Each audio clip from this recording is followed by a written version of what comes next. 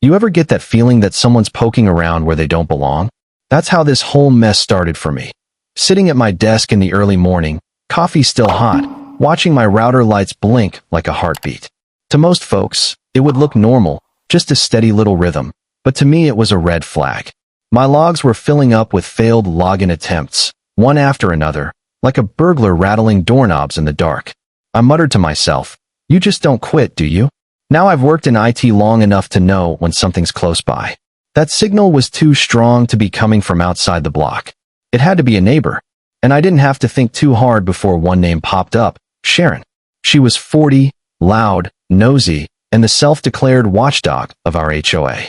This was the same woman who once argued with me for an hour about the color of my mailbox, and who stormed up my driveway demanding I cut down a tree because it shaded her roses. Yeah, that kind of neighbor. So when I saw those attempts, I knew who was behind them. If she had just swallowed her pride and knocked on my door, if she had asked nicely, I might have let her piggyback on my Wi-Fi for a day or two. But Sharon wasn't wired that way. She wanted what she wanted without asking, and more than that, she wanted to feel like she had power. That's what really drove her. And instead of being scared or angry about it, I felt something else, anticipation. For a week, I let her chase her tail. She'd sit on her porch, tapping on her phone, squinting at her laptop like the screen was mocking her. Every failed attempt was another line in the story I was writing in my head. Then one morning, I flipped the script. I stripped the password off my Wi-Fi, left it wide open like bait. The trap was set. Didn't take long. The moment her device connected, my console lit up like Times Square. I could see her machine, her sloppy defenses, her files scattered like junk mail. And that's when I made my choice. I didn't steal, I didn't copy, I erased. Folder by folder, line by line, her little digital kingdom crumbled. And when it was done, I left her a message in bold red letters across her screen. All data deleted. I leaned back in my chair, took a sip of coffee, and waited. Funny thing was, it stayed quiet longer than I expected. No knock, no shouting. But I knew Sharon too well. She wasn't the type to swallow defeat. Later that day, I heard the stomp of shoes on my porch. Then came the knock, 3 hard, angry raps. I opened the door, and there she was, face tight, voice sugar sweet.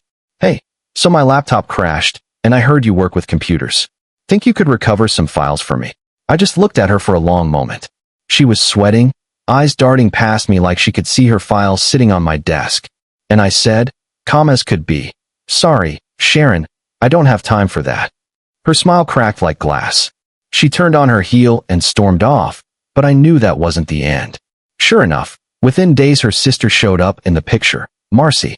Quieter in public, but the kind who collects grudges like trophies.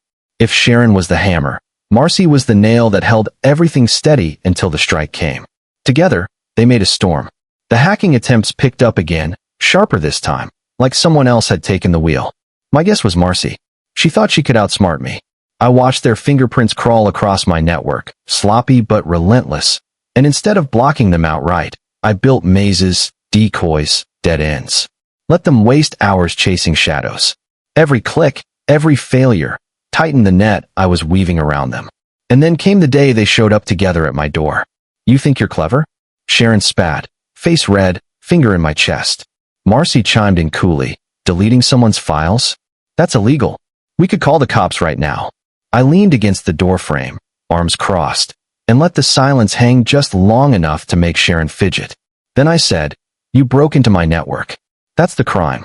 I defended my property. Go ahead, call the police. I'll show them the logs, every single attempt with your name stamped on it." For a second, their bravado cracked. But then Sharon doubled down. "You think anyone's going to believe you? Everyone here knows you're the weirdo who spies on people all night." It was a calculated jab, trying to paint me as the villain in the court of neighborhood gossip. Marcy gave her a tiny approving nod, like they'd rehearsed this. But I wasn't rattled. I'd been documenting everything. So I pulled out my phone, tapped the screen, and held it up. "You keep forgetting, I have proof. Every login, every connection, every failure. Want me to send it to the police right now?" That got them. Marcy tugged on Sharon's arm, whispering, but Sharon yanked away, her pride too big to let go. "You wouldn't dare," she hissed. I smiled, calm, merciless. "Let's find out." And I made the call. When the sirens rolled into our quiet street, neighbors spilled onto porches like it was the 4th of July. 2 squad cars pulled up, officers stepping out with that no-nonsense look.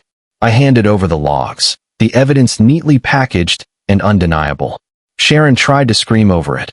Marcy tried to spin it, but the officers weren't buying any of it. When they explained that unauthorized access to a private network is a prosecutable offense, the color drained right out of Sharon's face. Minutes later, the cuffs came out.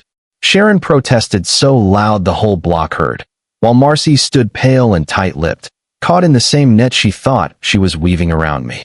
They were led to the cars as the neighbors whispered, watching the self-proclaimed queens of the cul-de-sac being hauled off. I stood on my porch, arms folded, and for the first time in weeks, I felt calm. It wasn't about revenge, not really. It was about balance. About showing that when you cross lines, there are consequences. The patrol cars pulled away, the crowd dispersed, and I walked back inside to the glow of my computer screen. The message still lingered there, all data deleted. Only now, it wasn't just a verdict, it was a reminder. So here's my question for you. What do you think about what I did? Was I just defending my property, or did I go too far when I wiped their files? Should justice be left to the courts, or do neighbors sometimes have to draw the line themselves? Let me know in the comments. I really want to hear where you stand.